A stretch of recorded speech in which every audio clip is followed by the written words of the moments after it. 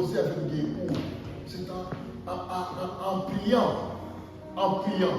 Donc, nous reconnaissons notre dépendance radicale de Dieu et nous cherchons à vivre en parfaite relation avec lui. Un chrétien qui n'est pas mature, il n'a qu'à dire seulement ses prières. Il prie la nuit et il prie le matin quand il se réveille. D'autres, ils prient la nuit et le matin, ils ne prient pas. Vous savez pourquoi? C'est qu'il le fait prier la nuit, il a peur. La nuit fait peur, n'est-ce pas? Je ne sais pas. Peut-être les sorciers viendront m'étrangler cette nuit. Peut-être, il prie.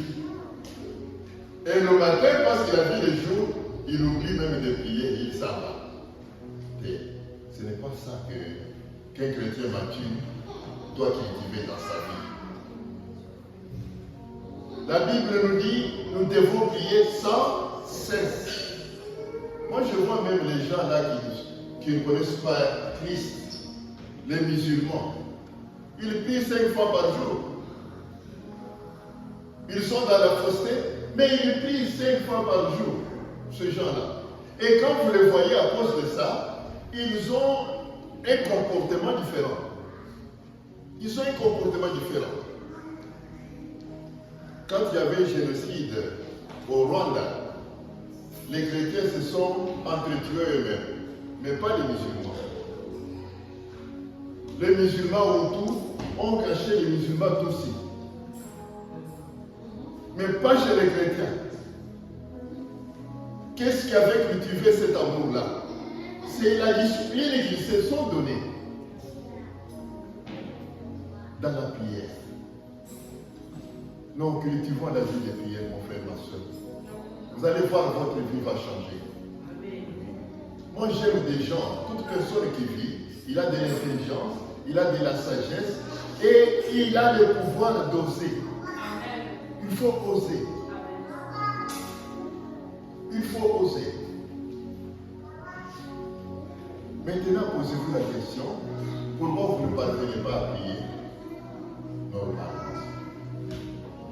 Moi, je ne veux pas demander qui ne prie pas normalement. Mais nous-mêmes, nous connaissons, n'est-ce pas? Nous-mêmes, nous connaissons. Donc, le conseil que je vous donne à travers ce petit message est que si vous voulez grandir, et Dieu élève dans tous les domaines, s'il te plaît. Si vous voulez être élevé dans tous les domaines, même les domaines les plus difficiles, si vous voulez réussir là où vous avez eu tant d'échecs, dans tous les domaines, cultivez la vie de prière. Consolidez votre relation personnelle et parfaite avec Dieu. Vous allez vivre le changement. Et le Seigneur Jésus sera à votre service. Amen. Amen. Il sera à votre service. Faites un effort, mon frère, ma soeur. C'est vraiment très important. Il faut que nous grandissions. Et cinquième caractéristique,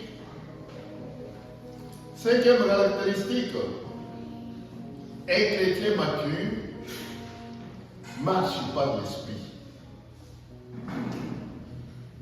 C'est-à-dire quoi? Il cherche à être rempli. Il vit la vie de la plénitude.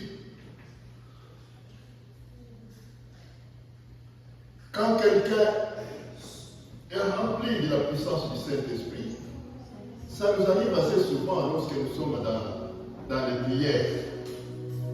Lorsque, par exemple, dans le louange, dans l'adoration, quelqu'un adore avec tout son cœur, loue le Seigneur avec tout son cœur. Et à un moment donné, il entendra, il commence à faire sortir des paroles que lui-même n'entend pas. Alléluia. Amen. À ce moment, qu'est-ce qui se passe sur le plan spirituel? Ça veut dire qu'il est en train de se purifier,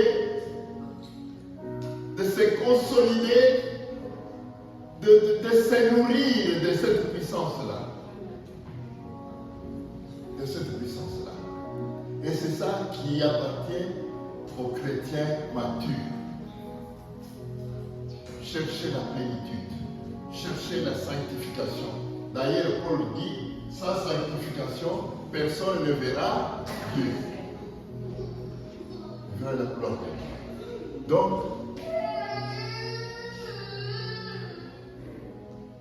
toute notre vie doit être une production de fruits spirituels. Vous connaissez les fruits spirituels, n'est-ce pas? Dans les Galates. Alléluia. C'est-à-dire que tout ce que nous faisons, nous produisons le fruit spirituel. Le fruit du Saint-Esprit. Nos paroles, notre manière de nous adresser, notre manière de reprocher, notre manière de consoler, nos agissements reflètent la présence du Saint-Esprit en nous. Amen. Amen. Amen. Amen. Donc, nous vivons le Saint-Esprit, nous portons, nous produisons le fruit du Saint-Esprit. Et ce monsieur-là, cette dame-là, qui est conduite par le Saint-Esprit, c'est rare que vous le voyez se fâcher. C'est rare. C'est rare que vous le voyez en colère.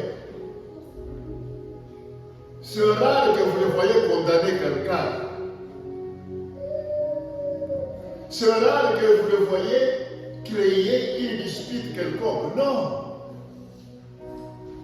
C'est rare. Il est bon pour tout le monde. Alléluia. Amen. Il est bon pour tout le monde. Il est bon pour tout le monde. Voilà un chrétien mature. Un chrétien mature apprécie tout le monde. Un chrétien mature qui est conduit par le Saint-Esprit crée la joie à tout le monde. Est-ce que tel que vous êtes là, tel que je suis ici, nous créons la joie dans notre environnement?